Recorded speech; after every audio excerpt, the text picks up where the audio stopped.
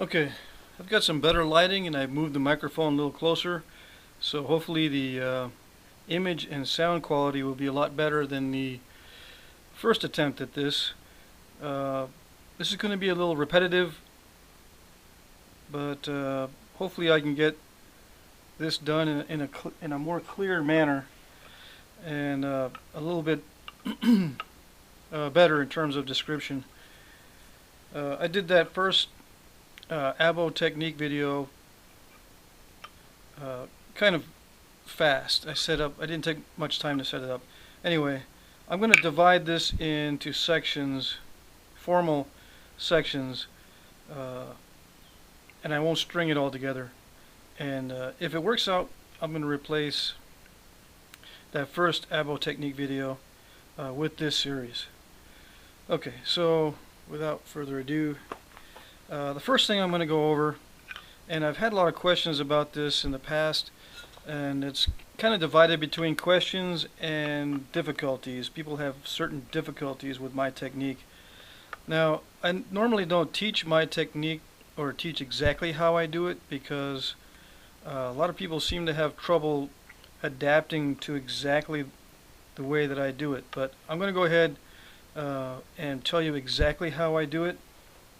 And I do teach young people this because they seem to be more able to accept it.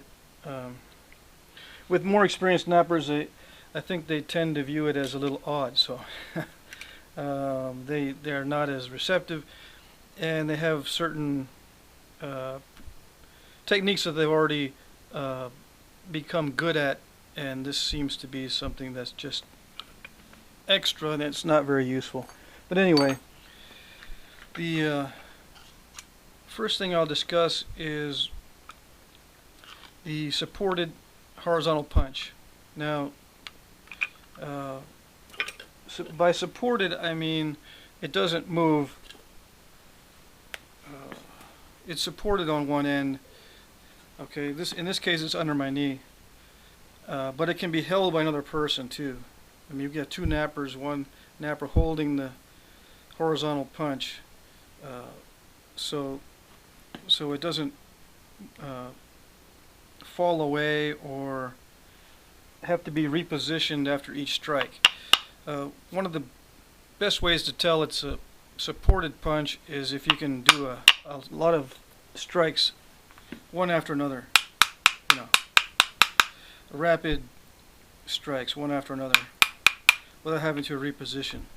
Now, an unsupported horizontal punch will look something similar to this, where you've got maybe a notch, maybe not, but usually the punch itself is notched and it rests on the workpiece, and then when you strike it falls away and you have to be repositioning it after each strike. This is an unsupported horizontal punch.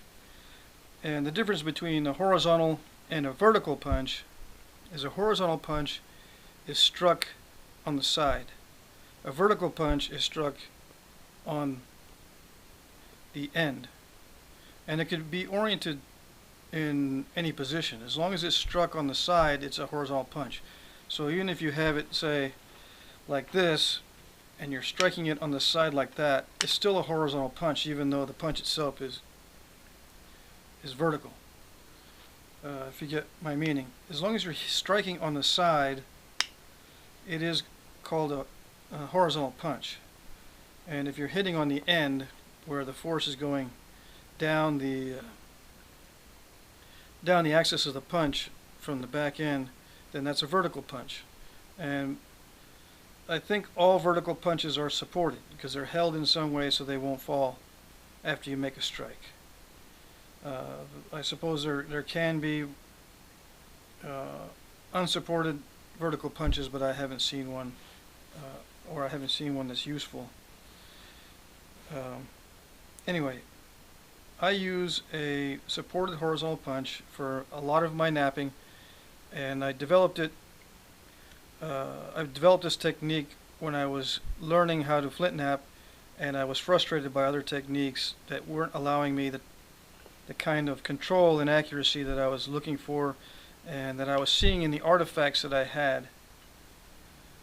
I was seeing a lot of accuracy and control in the flaking of the artifacts that I had, and I wasn't able to achieve it with direct percussion with a billet or with a hammerstone, although it can be done that way.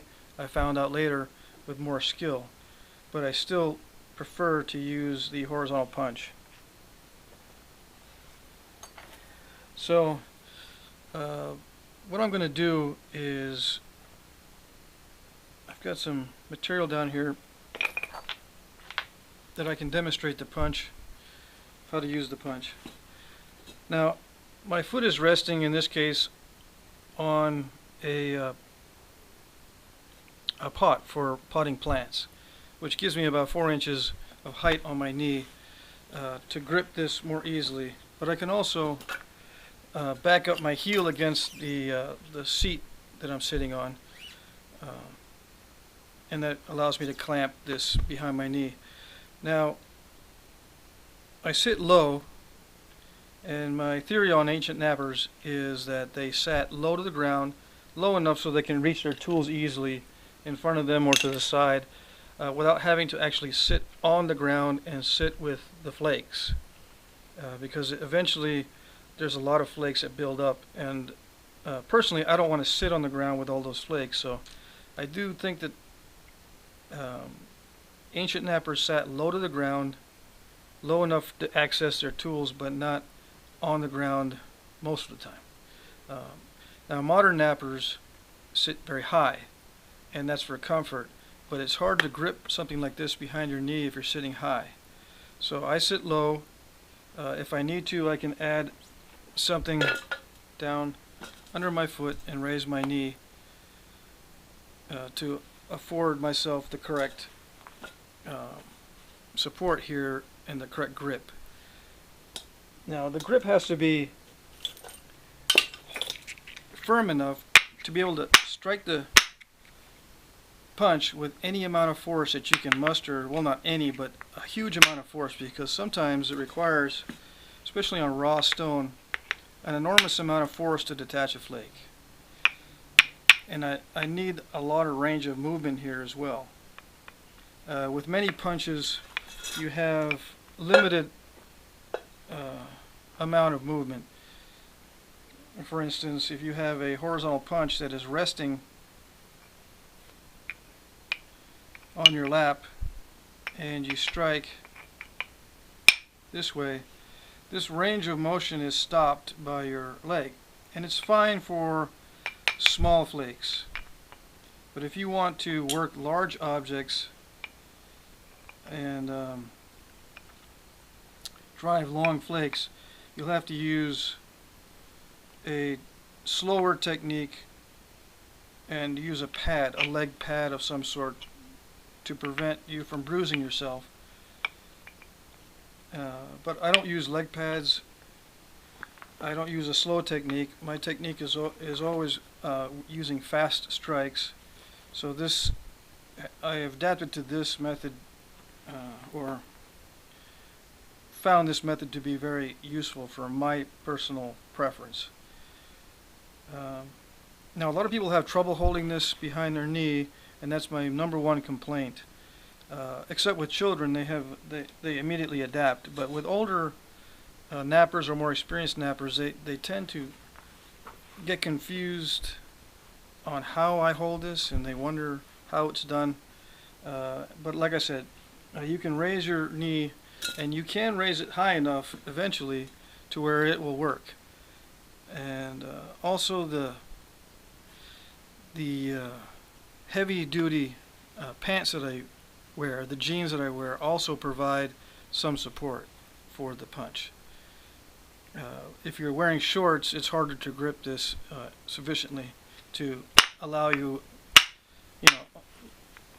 a large range of power on your strikes.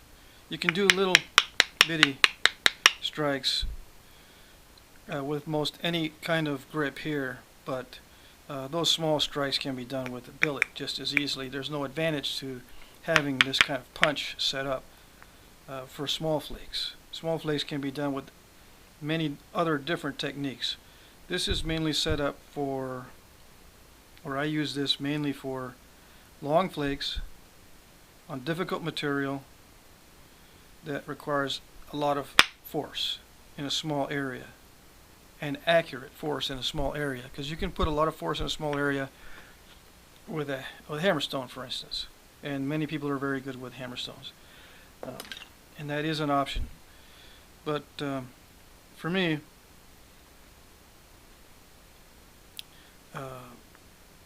I prefer this setup mainly because I can change out. There's a couple of reasons. One is the hammerstone is fatiguing for me. Two, I can change out different tools quickly if I want to.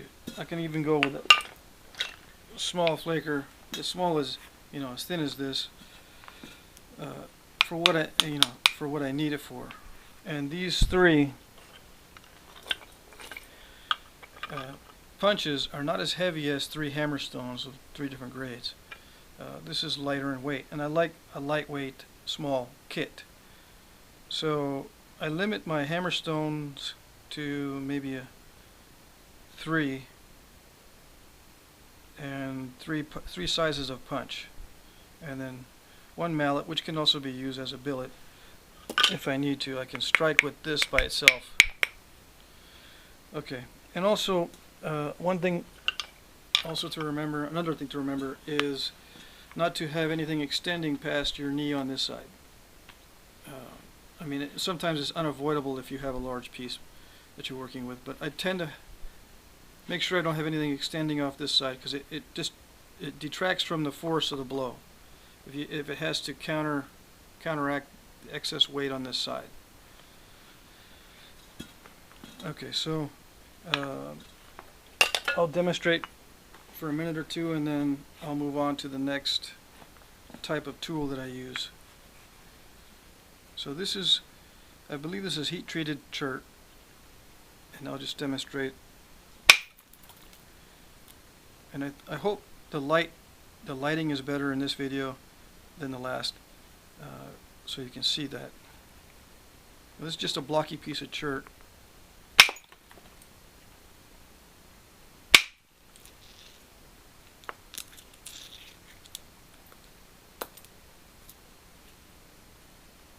I'm going to try to thin this down quickly with powerful strikes. I'm hitting this very hard. Now this is moose antler, and sometimes it's difficult to find moose antler tines, and it's probably going to be more difficult to find now that I've demonstrated this. I bet you I can look on the internet in a week or so, and I won't be able to find any. But anyway, I do also use the artificial material, and this actually substitutes for this. I started with natural materials, and I changed over to artificial materials because it's more abundant, cheaper, and it requires less maintenance, and it's easier to obtain a range of sizes and keep the same range of size throughout your work. This, as it wears down, becomes fatter, so your tip actually becomes thicker, and you have to make adjustments either to this or to your technique, or replace the whole thing. And replacing the whole thing is kind of a waste. I guess I could use it as a knife handle once it wears down too short for me to use.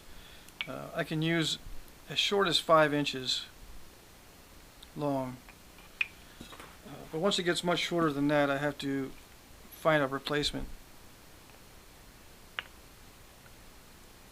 And that costs, especially with moose antler, costs a substantial amount of money compared to plastic and copper.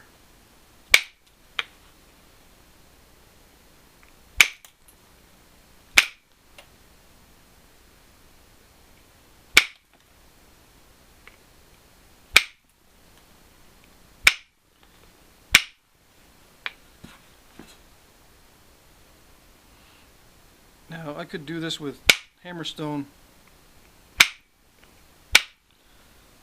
but I want to demonstrate this for the video.